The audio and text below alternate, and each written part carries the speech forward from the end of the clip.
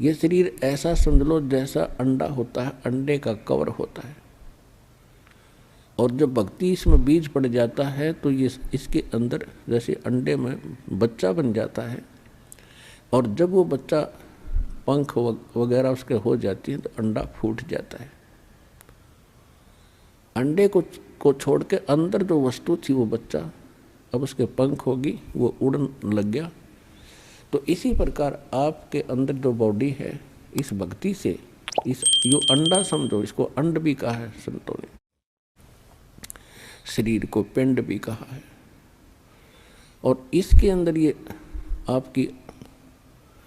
आपका जो भक्ति रूपी पर बनने लग रही है पंख, और जब ये भक्ति खूब करोगे डट के, समय आने पर आपके पंख लग जाएंगी उस सूक्ष्म शरीर के।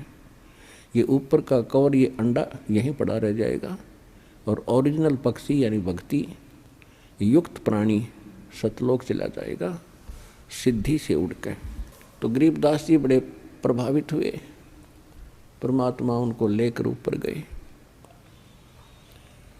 सबसे पहले धर्मराज के दरबार में पहले ब्रह्मा विष्णु महेश के लोक दिखाए, स्वर्ग और नरक दिखाया। वहाँ हाहाकार मची थी, सभी प्राणी परमात्मा को देख रहे थे, और उनको वो बातें याद आ रही थी जब कभी वो मनुष्य शरीर में थे, जो आज नरक के अंदर दुख उठा रहे हैं या स्वर्ग के अंदर अपनी पूंजी नष्ट कर रहे हैं। उनको वो दिन याद आते हैं जिस दिन परमात्मा कभी उनको पृथ्वी पर मनुष्य शरीर में मिले थे, और उन्होंने परमात्मा के इस ज्ञान को कानों के ऊपर से टाल दिया था। तो वहाँ रो रहे थे वो, हे भगवान, परमात्मा ने कहा कि मैं तुम्हें उस दिन मिला था वहाँ पर, और मैं क्या कह रहा था बच्चों, क्योंकि उसके मालिक के पास तो सारे रिमोट हैं, और प्रत्येक प्राणी के अंदर अंतःकरण में कोड वर्ड में पूरी असंख्य जन्मों की, जब से वो जन्म मर रहा है, कुत्ते गधे सूअर से कुछ भी बना है, वो सारा उसके अंदर फीड है। परमात्मा ने वो चालू कर दिया वचन से, और याद आई उसको, कहाँ भगवान आप मिले थे और आप कह रहे थे जो साधना तुम कर रहे हो ये नरक में और स्वर्ग दोनों में जाना पड़ेगा, और मैं जो भक्ति बताता हूँ वो इससे भिन्न है, उससे तुम्हारा कल्याण होगा। उस समय आप क्या कह रहे थे, विवाद कर रहे थे, मुझे खुरका धमका रहे थे, तू क्या जाने दुल्हा, तू क्या जाने क्यों बकवास करता है, हमारे देवताओं को तू ऐसे बताता है। वो सारा कुछ सुनाया परमात्मा ने। वो लज्जित हो गए कि भगवान से धोखा हो गया, बचा लो दाता, अब नहीं। परमात्मा बोले अब नहीं। जब कभी तुम्हें मानुष शरीर प्राप्त हो और मेरा कोई दास मेरे ज्ञान की महिमा सुना रहा हो, उसकी शरण में आ जाना, तब तुम्हारा कल्याण होगा। अब गरीबदास जी सुन रहे हैं, उनकी आंखों से सुन रहे हैं, अपने आंखों देख रहे हैं, कानों सुन रहे हैं कि इन्होंने ऐसे ऐसे कहा था भगवान को, और आज ये रो रहे हैं। ये रामकृष्ण के पुजारी थे, कोई शंकर जी का पुजारी था, कोई मुसलमान वहीं पीटा जा रहा था, कोई कुछ साधना कर रहा था, कोई जैनी था। अब सभी वहाँ भुगत रहे थे। अब गरीबदास जी इतने दृढ़ होते जा रहे थे, ओए होए, हे भगवान ने सचमुच ये हालत होती अगर हम मालिक ना मिलते तो अपने को। फिर ब्रह्मा विष्णु महेश के लोक में ले गए। वहाँ देखा बेटा ये सब ना अपनी दुकान खोल रखी है। विष्णु लोक में एक होटल है, शिव लोक में होटल है, और ब्रह्मा के लोक में भी होटल यानी स्वर्ग है। विष्णु जी का पुजारी विष्णु लोक में जाता है, जब तक उसके पुण्य रहते हैं वो वहाँ रहेगा, उसके बाद फिर नरक में डाल दिया जाएगा। और ये प्रत्येक प्राणी से अपने राज्य चलाने के लिए, ये राजा हैं, ये टैक्स लेते हैं। जैसे यहाँ पृथ्वी के राजा आपसे टैक्स लेते हैं, अपने ठाठ करते हैं, आपकी पूंजी तय। इसी प्रकार वो वहाँ करते हैं। इसी प्रकार शिव के लोक में रेस्टोरेंट है यानी स्वर्ग है, शिव का पुजारी स्वर्ग में रखा जाता है। जब उसके पुण्य समाप्त हो जाते हैं उसको फिर नरक में डाल दिया जाता है। नरक के बाद फिर 84 लाख प्रकार के इन प्राणियों के शरीरों में असंग जन्मों तक भटकता रहता है। इसी प्रकार ब्रह्मा जी के लोक में, इसी प्रकार दुर्गा जी के लोक में, ऐसे ही गणेश जी के लोक में जो गणेश के साधक हैं वो उसके पास चले जाते हैं। ऐसे ही ज्योत निरंजन ब्रह्म काल के ब्रह्मलोक में ये सब व्यवस्था बनी हुई है। और ये सभी इन पर टैक्स लगाते हैं, चार्ज लेते हैं अलग से, कि कोई 10%, किसी में 20%, कोई 25%, कोई 15% आपकी पूंजी का। और जब आपके पुण्य समाप्त हो जाते हैं आपको वहाँ से जबरदस्ती, जैसे यहाँ से फेंक दिया जाता है उस तरह वहाँ से फेंक दिया जाता है। फिर परमात्मा उनको लेकर गए गरीबदास जी को यहाँ के न्यायाधीश के पास, 21 ब्रह्मांड का जो न्यायाधीश है धर्मराज के पास। अब जहाँ जहाँ भी परमात्मा जा रहे थे सभी ब्रह्मा जी के लोक में गए। ब्रह्मा जी ने आसन त्याग दिया, लेकिन परमात्मा खड़े खड़े दो बात करके चल पड़े। विष्णु जी के लोक में गए, विष्णु जी ने भी आसन त्याग दिया और खड़े हो गए, सत्कार किया। ऐसे ही भगवान शंकर के लोक में। फिर जब धर्मराज के लोक में गए, न्यायाधीश के लोक में गए, उसके ऑफिस में गए, तो धर्मराज ने भी कुर्सी त्याग दी और करबद्ध होकर खड़े हो गए। एक आध्यात्मिक शक्ति ऐसी है, इसमें किसी को अपनी आइडेंटिटी बताने की आवश्यकता नहीं। अपने आप सामने वाले पर प्रभाव होता है, अपने आप वो नतमस्तक हो जाता है। और परमात्मा खड़े खड़े उस न्यायाधीश को धमका रहे हैं, खुरका रहे हैं। यहाँ के न्यायाधीश यानी 21 ब्रह्मांड के, एक ब्रह्मांड में होता है वैसे ऐसी व्यवस्था 21 ब्रह्मांड में अलग अलग होती है। तो इस ब्रह्मांड के न्यायाधीश यानी मुख्य न्यायाधीश चीफ जस्टिस को, धर्मराज को परमात्मा खड़े खड़े कह रहे हैं कि कान खोल कर सुन ले, यदि मेरी आत्मा का तूने अकाउंट भी ले लिया तो मुझसे बुरा नहीं होगा। यदि तेरे पास कोई भूल भटक कर आ जावे तो उसको मेरे पास भेज देना। धर्मराज ने कहा कि भगवान जो आपकी आज्ञा वही होगी, लेकिन मेरी एक प्रॉब्लम है, समस्या है। आपकी शरण में आने से पहले जो व्यक्ति, जो प्राणी जितने भी पुण्य और पाप उसने प्राप्त हैं, तो उनका भोग तो दंड मुझे देना पड़ेगा पापों का।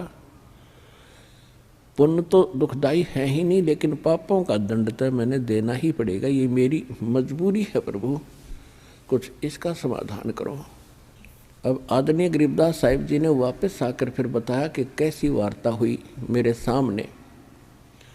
धर्मराज दरबार में देई कबीर तलाके, मेरे भूले चुके हंस को तुम पकड़िए मत कजाक।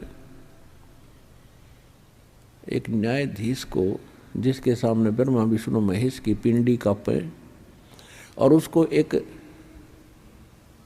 महापुरुष खुरका रहा है और कजाक कह रहा है कि ए चतुराद, कजाक माने ए नालायक आदमी, जब मेरे भक्त को नहीं पकड़ लेगा तो वो क्या कहते हैं, बोले पुरुष कबीर से धर्मराज कर जोड़े, तेरे हंस न पकड़ू नहीं मोहे 2 ही लाख करोड़। फिर क्या बताया, कर्मों से तीरथ हैं अब जो जप नाम कबीर, वो तो मोहे पकड़ने पड़े दाता, जड़नी पड़े जंजीर। अपरमात्मा क्या बोले, करम भरम ब्रह्मंड के मैं पल में करहूँ ने से, जिन हमारी दुहाई दई सो करो हमारे पेश। कि तेरे इस ब्रह्मांड के लगाए हुए कर्म, क्योंकि ये काल जो है मन रूप में सब प्राणियों में विद्यमान है, और इस मन की आदत केवल खोटे कर्म करण की है, शुभ यो सोचता भी नहीं।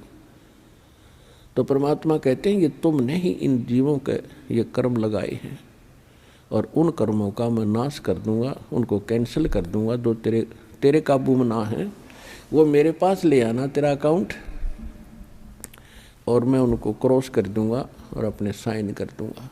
जब ही सतनाम हृदय धरो भयो पाप को नाश, जैसे चिंगारी अग्नि की वाई पड़े पुराने घासे।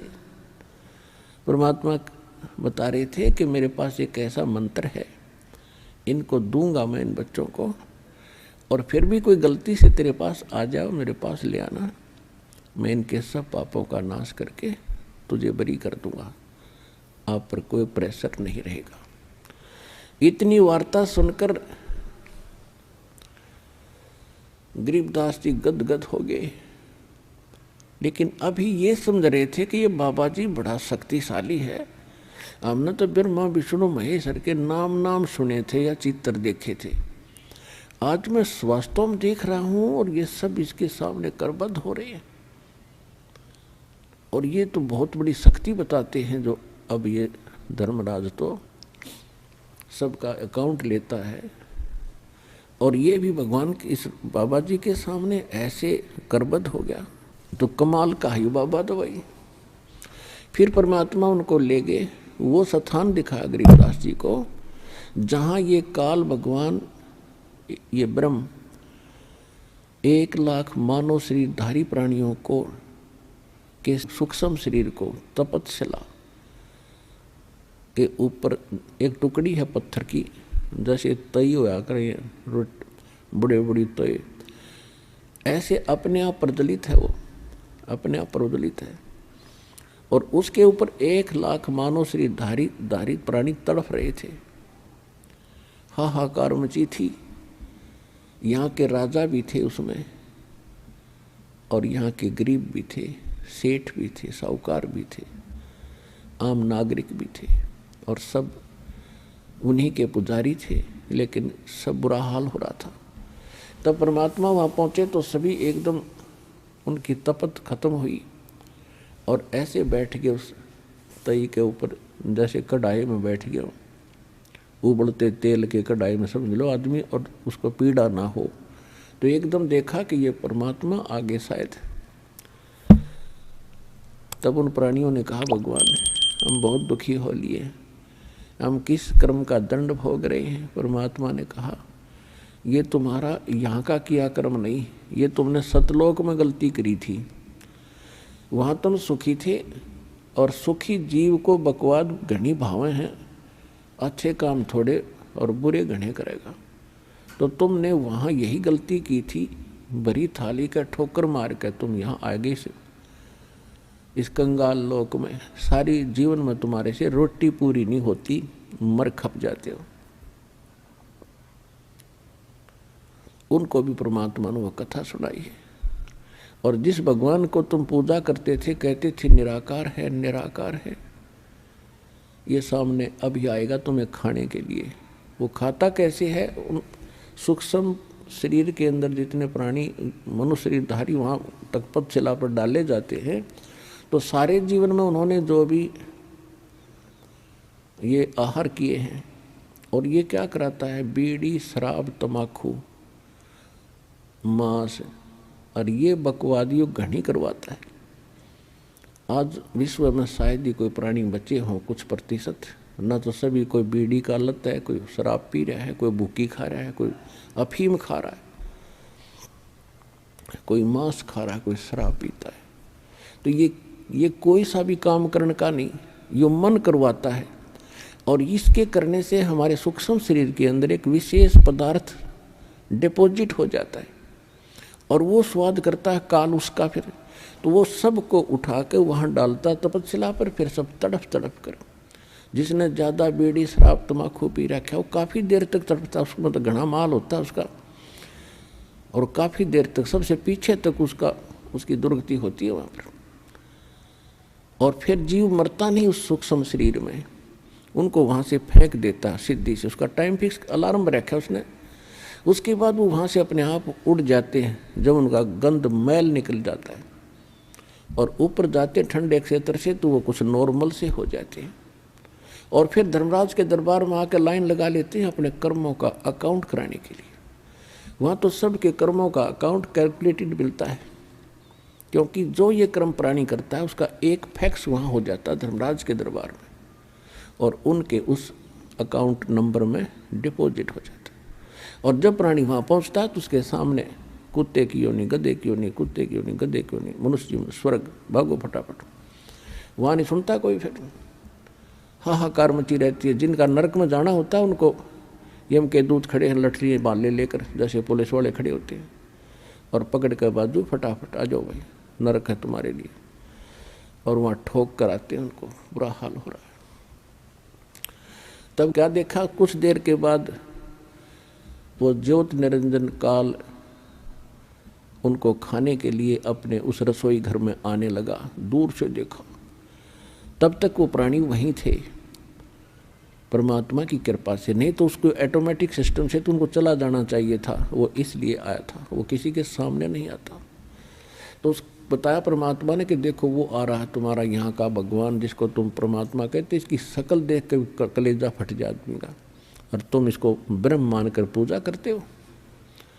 सबने देखा सामने लंबे दांत, ओछा माथा, काला विकराल शरीर, तो सभी प्राणी भयभीत हो गए।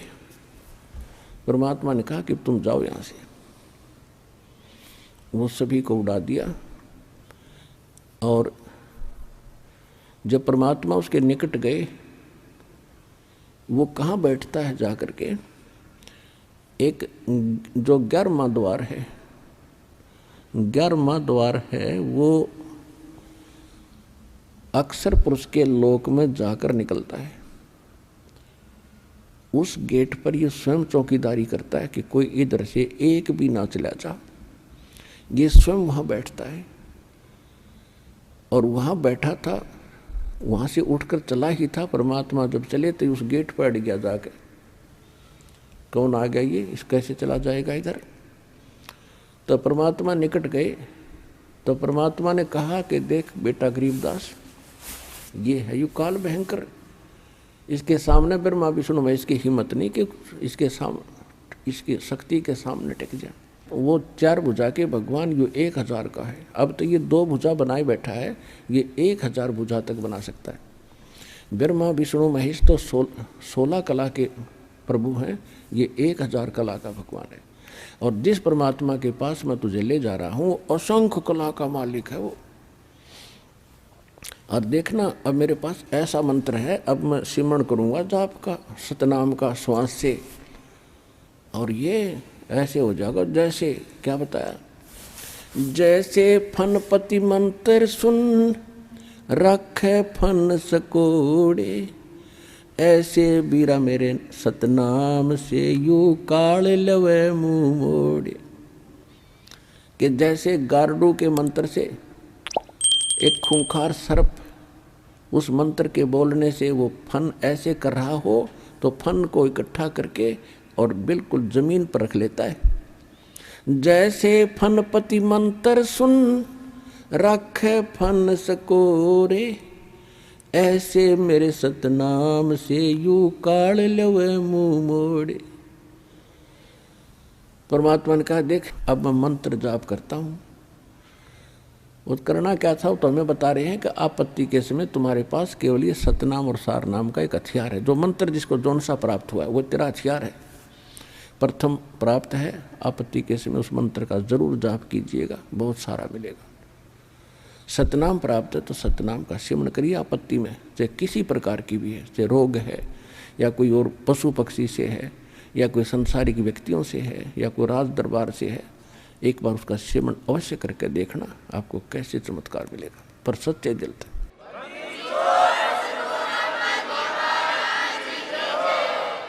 और सारनाम प्राप्त है, सारनाम का जाप करिए। सतनाम प्राप्त है, सतनाम का करिए।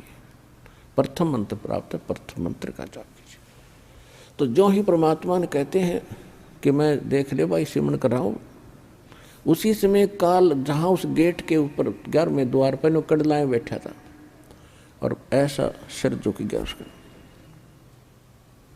और कहा, ले बेटा गरीबदास आजा, पैड़ी बना इसकी। इसके सिर पे पैर रखा, पहले तू चल पहले आगे। गरीबदास जी ने सिर पे पैर रखा और अंदर कूद गए, बालक थे। ऐसे परमात्मा ने सिर पे पैर रखा और आगे चला गया। वो फिर ऐसे हो गया, कदे और ना निकल जा, दो तो गए तो गए। 11वें द्वार पार करते ही ये लोक आ जाता है अक्षर पुरुष का। गीता अध्याय नंबर 15 के श्लोक नंबर 16 और 17 में 3 पुरुष हैं। एक सरपुरुष, ये ब्रह्म है, 21 ब्रह्मांड का मालिक, जिसको ज्योत स्वरूपी निरंजन काल भी कहते हैं। और अक्षर पुरुष ये 7 संग ब्रह्मांड का स्वामी है। और इनके अंतर्गत जितने इनके अंतर्गत प्राणी हैं वो भी नाशवान और ये स्वयं भी नाशवान। 15वें अध्याय के गीता जी में 17वें श्लोक में कहा कि उत्तम पुरुष है तू अन्य परमात्मा है तू उदाहरते। उत्तम पुरुष यानी श्रेष्ठ परमात्मा तो इन दोनों से सरपुरुष और अक्षर पुरुष से अलग है, जिसको परमात्मा कहा जाता है। यह लोक धर्म अविषय विवृत्ति अवैश्वर है, जो तीनों लोकों में प्रवेश करके सबका धारण पोषण करता है, यानी कुल का मालिक वासुदेव। वो वासुदेव है, ये श्री कृष्ण वासुदेव नहीं।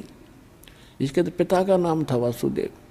तो तब उस अक्षर पुरुष के लोक को पार करके फिर परमात्मा ने बताया कि जब तुम यहाँ आओगे, यहाँ इसके बहुत लंबा क्षेत्र है, इसके यहाँ से आपने जाना है तो यहाँ आपको इसका वो मिलेगा, विमान मिलेगा। और इसका टैक्स देना है आपने। उस बहर गुफा तक जाने का, 12वें द्वार में प्रवेश करने तक इसका टैक्स देना है। उसका एक मंत्र दूंगा जो इसकी कमाई बनेगी। फिर ये तैयार रखेगा आपके लिए यहाँ एक विमान है और आपको 7 संग ब्रह्मांडों को पार करके बहर गुफा में छोड़ेगा। उसके बाद एक मंत्र और दिया जाएगा जो सार नाम है, उसकी कमाई से आप यहाँ 27 स्थान पाओगे। तो ज्यों ही परमात्मा वहाँ पहुँचे तो अक्षर पुरुष का सारा स्थान दिखाया। अक्षर पुरुष के पास पहुँचे, वो खड़ा हो गया। वो ऐसा निकम्मा नहीं है जैसा ये काल है, लेकिन वहाँ भी जन्म मृत्यु प्राणियों की बनी रहेगी, लेकिन उनकी आयु बहुत बड़ी है। फिर भी जन्म मृत्यु पशु पक्षी ऐसे ही हैं, लेकिन वो किसी को खाता नहीं, स्वार्थवश दुखी नहीं करता। लेकिन कर्म आधार दंड वहाँ भी पुण्य और पाप, स्वर्ग और नरक दोनों ही बने हुए।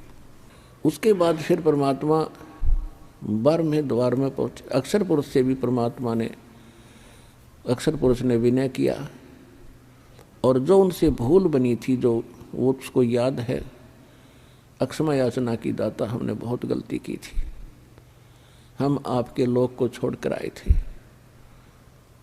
अब कभी दया करिए दाता। परमात्मा बोले वह दया तो हम रोज ही करें, पर तुमसे ये लालच ना छूटता, यहाँ की प्रभुता ना छूटती, ला अब कर दूं दया तेरे पे। मैं कहूँ ऐसे भक्ति कर। फिर क्या कहता जी, फिर देखेंगे, वो उठाठ दिखे उसने, फिर देखेंगे। सब किसी ने देख ले, जिसने समय पर रोटी मिल रही है, छोटी सी कोई जॉब ठीक हो या व्यवसाय ठीक हो, बाल परिवार ठीक हो, उसको कोई कह दे आजा भक्ति कर ले, नहीं होगा फिर देखेंगे। ये बात गुट्टी लानी है श्याम ने, वह ना छूटती। फिर क्या देखेगा, जब गधा बन जाएगा फिर तो कुम्हार देखेगा, कड़मा मारेगा लठ। अब देखना तब देख, छोड़ सारी बुराइयों को और कर भक्ति सच्चे नाम की। और यहाँ भी सुखी रहेगा, जब तक तेरा यहाँ संस्कार है तब भी सुखी इसी से रहेगा।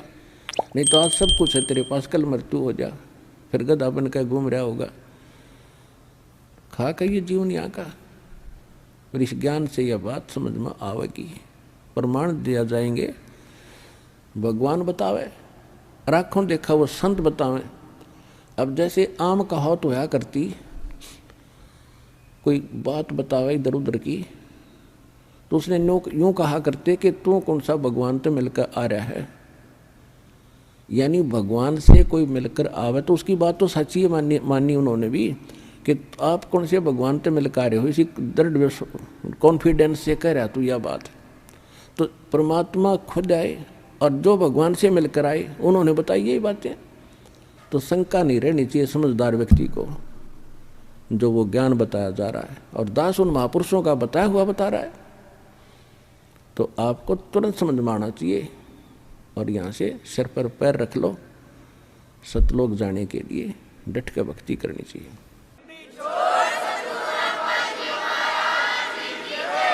अगर आप ये वीडियो YouTube पर देख रहे हैं तो हमारे चैनल को सब्सक्राइब करें और बेल आइकन को दबाना ना भूलें।